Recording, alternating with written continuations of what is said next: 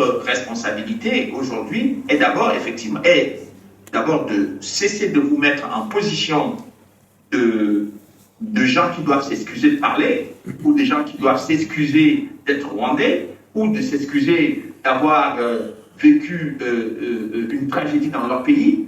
Vous avez les mêmes voix que tous les autres Rwandais. Donc il faut que vous fassiez entendre votre voix, mais je dirais avec autorité et légitimité là-dessus. Et que personne ne soit en capacité, et surtout pas le FR, de venir vous dire que vous n'avez pas de légitimité de parler. Monsieur Onana, comme vous êtes encore là, je voudrais quand même rebondir justement sur cette question, aussi vous demander, nous en tant que nouvelle génération, quelle est la difficulté que nous aurons de connaître la vérité?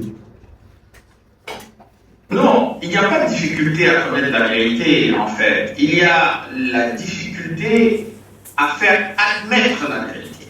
C'est ça le vrai problème. Parce que, vous savez,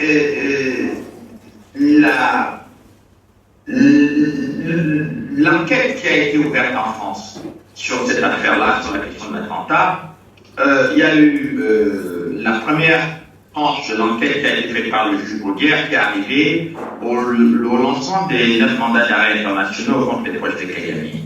Bon, la deuxième enquête qui a été faite par le juge Trévidic, qui, je vous le rappelle, a été quasiment formé par le juge Bruguière, et donc qui a pris la suite dans le dossier qui a été fait par Bruguière, qui est allé au Rwanda, ramener des témoignages en Kinyarwanda qui ont été traduits en français, dont on ne sait pas exactement qui a fait ces témoignages, mais j'ai vu des éléments du dossier judiciaire, c'est pour ça que je peux en parler de façon détendue, et qui s'est retrouvé sur les lieux de l'attentat en général plusieurs années après. En général, lorsqu'il y a un acte criminel qui est posé, l'un des éléments les plus élémentaires de tout enquêteur judiciaire, c'est d'abord de faire isoler l'endroit qui a été et rendre cet endroit inaccessible. Bon, c'est ce qu'on a vu dans l'affaire de l'attentat. Et d'ailleurs, c'est le même rapport qui a été fait commandé par Kagame lui-même, par le cabinet américain. Il disait qu'ils ont tondu le gazon là où il y avait la carlingue de l'avion, que les morceaux de la carlingue ont été arrachés par des Rwandais, qui sont allés faire des marmites, d'autres des tôles avec ça, etc. Donc, comment voulez-vous qu'un juge qui se rend sur un lieu qui est déjà fouillé plusieurs années après, et qui vient vous dire que, en fait, le résultat de mes recherches, c'est un non-lieu. Un non-lieu en droit, je parle sous le contrôle des juristes qui sont dans la salle, ça signifie que l'on ne sait pas. On ne sait pas qui a battu l'avion. Mais les veuves françaises qui avaient déposé la plainte, le dépôt de plainte n'était pas que le juge dise « je ne sais pas ». Parce que les parties civiles ne savent pas qui a battu l'avion pour s'adresser à un juge. Et on attend que le juge nous dise j'ai des indices, j'ai une présomption forte vis-à-vis de telle ou telle personne ou de tel groupe, mais un juge qui vient dire je ne sais pas, après qu'un autre plus expérimenté que lui ait dit il jette un suspect, mais là, vous comprenez qu'il y en a un qui ment, nécessairement. C'est-à-dire soit un qui ment, soit un qui est totalement incompétent. Donc, ce qu'on peut constater, c'est que si l'enquête qui a été faite par Trévidic a abouti à un non-lieu, c'est qu'il y a un non-sens sur le plan juridique. On dit un non-sens, c'est par rapport à la plainte et à la gravité des faits incriminés, ne signifie pas qu'on ne connaît pas la vérité. Ça signifie qu'on n'a pas intérêt à valider la vérité, parce que tant qu'on maintient un doute sur le plan judiciaire, on donne l'impression que cette affaire n'est pas claire. Bon, et on déborde un peu avec le droit dans cette histoire, parce que le droit maintenant, sous prétexte qu'on peut poursuivre quelqu'un, comme disait Lucas tout à l'heure, au négationnisme, etc., ça signifie que les historiens, les sociologues, les politologues n'ont plus le droit de s'exprimer sur ce dossier-là. Or, un juriste n'a pas les compétences d'un chercheur, d'un politologue, ou d'un sociologue, ou d'un anthropologue. Tout comme nous n'avons pas les compétences d'un juriste. Donc, il y a un respect, je dirais, qui devrait, des compétences qui doivent primer dans ce dossier, qui, malheureusement, n'existent pas. Donc, on va disqualifier, par exemple, l'ambassadeur Swinen, qui a été quand même un diplomate chevronné sur le terrain, qui a vécu les événements. Vous avez quelqu'un qui ne sait pas, qui n'a aucune compétence dans ce domaine-là, qui va venir se lever devant l'ambassadeur Swinen, qui va dire que, bon, vous parlez comme un négationniste, vous avez des comportements de négationnistes. Vous voyez,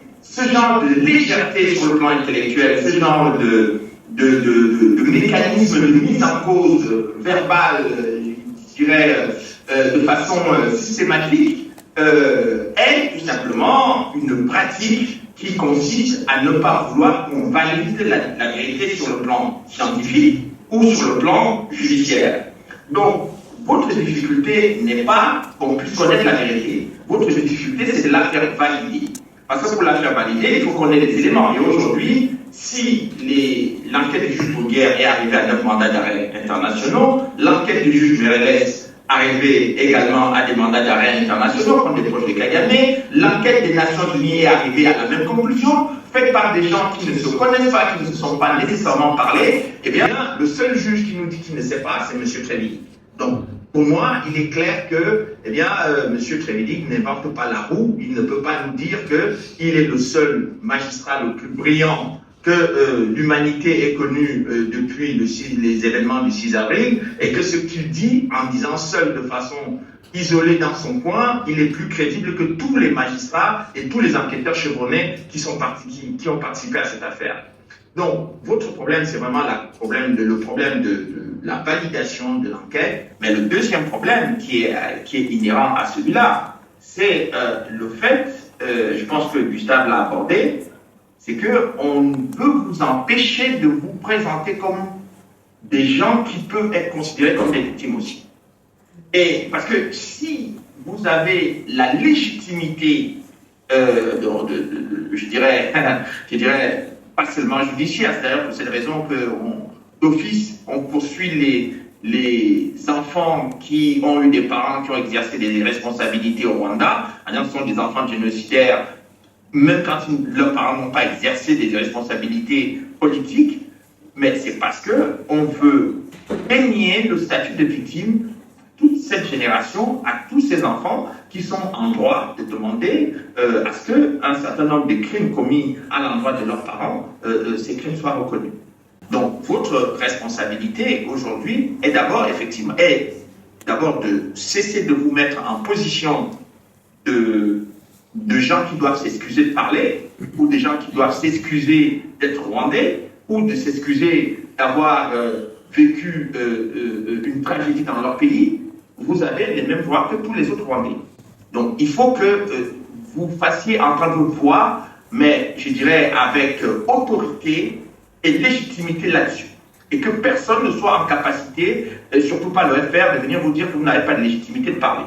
La deuxième chose, c'est que le système tel qu'il fonctionne aujourd'hui, profitez aussi de la situation que la Belgique, le gouvernement belge actuel, a quand même une position qui me paraît très objective et très rationnelle par rapport aux faits, notamment par rapport au Congo, de profiter de cette ouverture, de cette lumière qui éclaire un peu des parties sombres du régime rwandais pour afficher et affirmer votre droit à demander l'ensemble de la vérité sur ce qui s'est passé dans votre pays. Ça vous permettra non seulement d'élargir la brèche, mais ça permettra également à tous les responsables politiques qui ont eu à ne pas pouvoir s'exprimer librement pour des raisons diverses qui peuvent être compréhensibles, de dire aujourd'hui, bon maintenant ça suffit, d'autant plus que maintenant Kagame accuse les Belges par leur attitude, etc. Enfin, je veux dire, il accuse tout le